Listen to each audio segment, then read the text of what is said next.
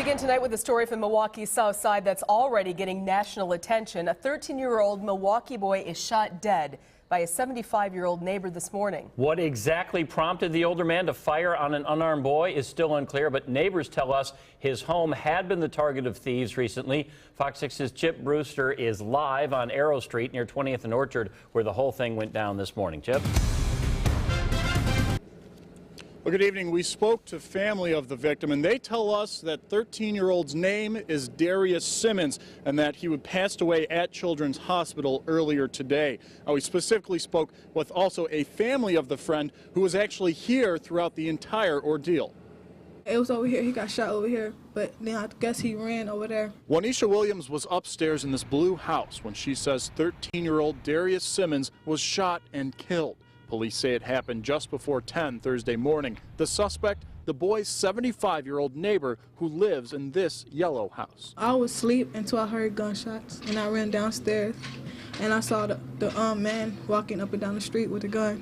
It's very early in the investigation, but the information we're getting now is that there was a belief on the suspect's part that there was some type of action by the victim that precipitated this. We spoke with other neighbors who did not wish to go on camera. However, they say the suspect was a bit paranoid after his house was recently burglarized. They point to surveillance cameras the 75-year-old recently installed on his home. Police say the suspect confronted the unarmed teen in front of their houses where he pulled a gun and shot him in the chest. He was not happy either with, there was some type of activity on the victim's part that caused him to react this way. He was a sweet guy. He nice. When you ask him to do stuff, he'll do it. Williams doesn't believe Simmons would have done anything to upset the 75-year-old to the point of shooting him.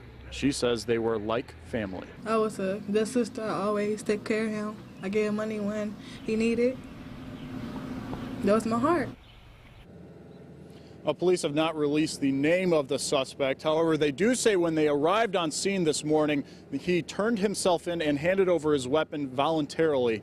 The lieutenant in charge of the investigation does not believe the recently enacted Castle Doctrine applies to this situation. Reporting live on Milwaukee's South Side, Chip Brewster, Fox 6 News. Chip, there are going to be so many questions on this, including do we know if this victim, the boy who was shot, had he actually been in that man's house before in an unwelcome way, or has neighbors say he was just being paranoid? Well, at this point, the facts are few. Neighbors do contend that the suspect, believes that a recent break-in was caused by his relatively new neighbors, including that boy, but facts have not come out, and police say that they are investigating that situation and the possibility of what the suspect is claiming. We'll keep learning more, and we'll see you at 6 tonight. Thanks, Chip Brewster. A gunman is now on the lam in Kenosha County. Deputies say the man broke into a trailer home this morning and kept a teenager and two young children at gunpoint while he burglarized the place. Fox 6's Myra Sanders